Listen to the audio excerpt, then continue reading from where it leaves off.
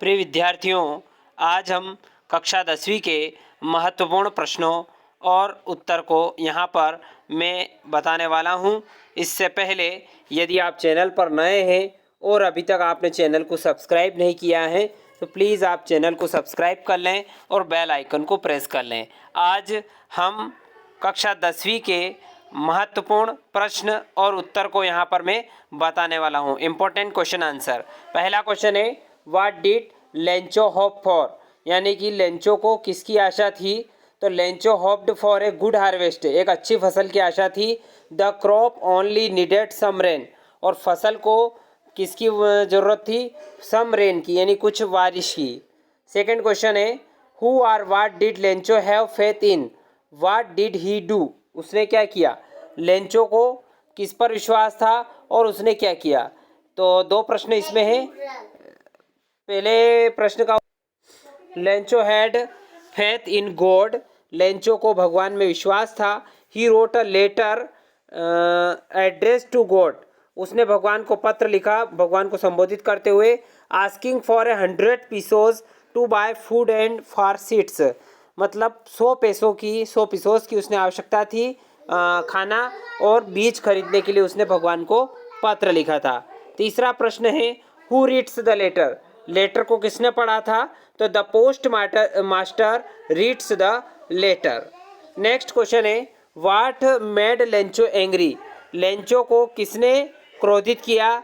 तो he was angry, वह क्रोधित था, बिकॉज क्योंकि he had demanded 100 pesos and he got only 70 pesos, उसने मांग 100 पीसोज की करी थी और प्राप्त केवल 70 पीसोज ही हुए थे, 70 पीसोज ही हुए थे। अगला क्वेश्चन है question number 5, what does Mandela thank the international leaders for, यानी कि मंडेला ने अंतर्राष्ट्रीय नेताओं को किस बात के लिए धन्यवाद दिया? तो Mandela thanks the international leaders to be present on the occasion to witness victory for justice, for peace and for human dignity, यानी कि मंडेला ने उन लीडर्स को इसलिए धन्यवाद दिया कि वो न्याय की विजेता के लिए, शांति के लिए और मानवीयता के लिए वो एक विटनेस साबित हुए और वहाँ पर आए, इसलिए उनके लिए उन्होंने धन्यवाद ज्ञापित किया। नेक्स्ट क्वेश्चन है छठा, वाई वर 2 नेशनल एंथम्स संग, दो राष्ट्रगान क्यों गाए जाते थे? तो the republic of South Africa had 2 major constituents, पहला है the blacks and the whites, वहाँ पर 2 प्रकार के संविधान थे, एक काला अश्वेत के लिए और एक श्वेत के लिए।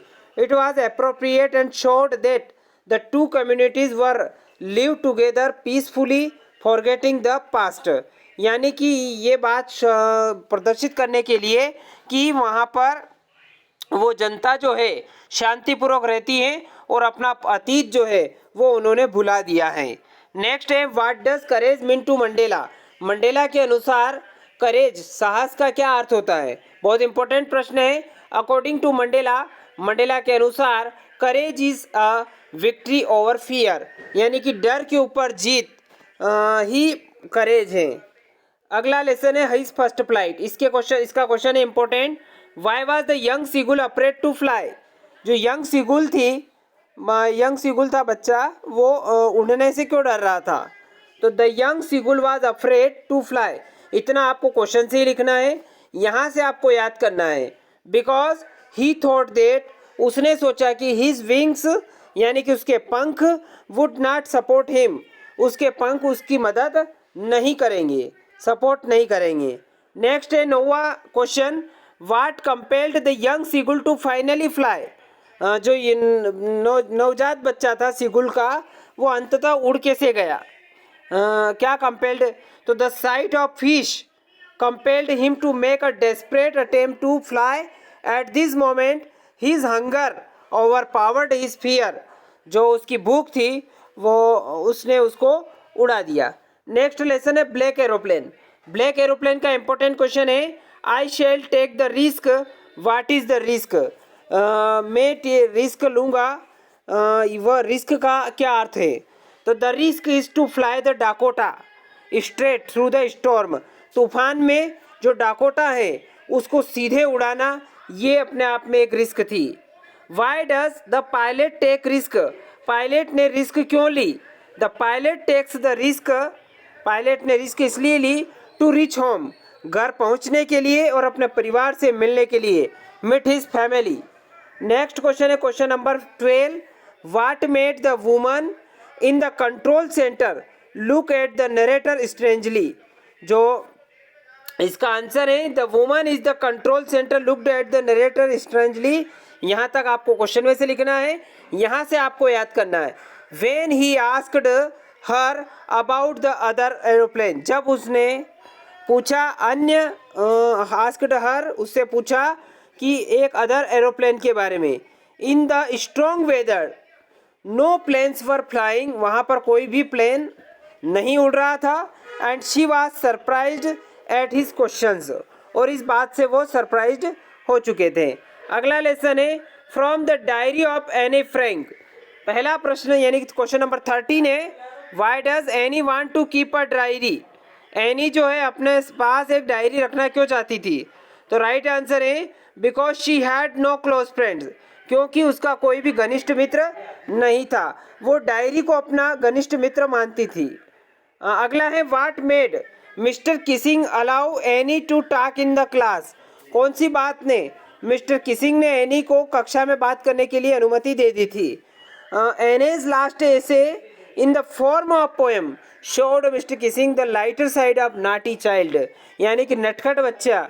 अपने आप में एनी जो थी एक नटखट बच्ची थी, और उसका जो ऐसे था कविता के रूप में, उस ऐसे को देखकर मिस्टर किसिंग ने उसको अनुमति दे दी। It helped bridge the generation gap between the teacher and the student, यानी कि शिक्षक और बच्चों के बीच में जो जनरेशन गैप है उसको दूर करने का काम, उसमें पुल बनाने का काम, सेतु बनाने का काम इसने किया था। नेक्स्ट है why was mister Keesing annoyed with any. Mister kissing जो है, जो कि टीचर थे एनी के, वो क्यों क्रोधित हुए, एनॉयड हुए, नाराज हुए? तो mister Keesing was annoyed with any, इतना प्रश्न में से लिखना है, आपको यहाँ से याद करना है। Because she was very talkative, क्योंकि वह बहुत ज़्यादा बातूनी थी इसलिए। नेक्स्ट है how did mister Keesing punish Anne. Mister Keesing ने एनी को सजा कैसे दी? He punished her by giving her extra homework, उसको एक्स्ट्रा होमवर्क दिया।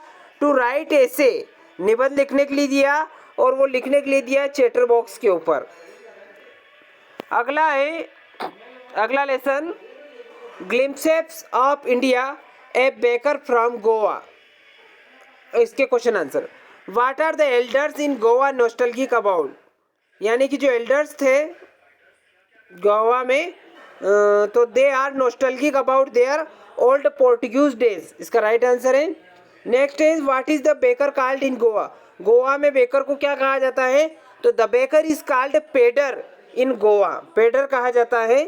What did the bakers wear in Portuguese days? They wore a peculiar dress called kabai, उन्होंने एक peculiar dress पहनी थी जिसको कबाई कहा जाता था। अगला क्वेश्चन है वेयर इज कुर्ग। कुर्ग कहाँ पर है? जो कुर्ग है, it is situated Midway between Mysore and coastal town of Mangalore. अगला क्वेश्चन है what is the main crop of Coorg. Coorg की मेन फसल क्या थी, मुख्य फसल क्या थी? तो कुर्ग की जो मुख्य फसल थी, coffee is the main crop of Coorg.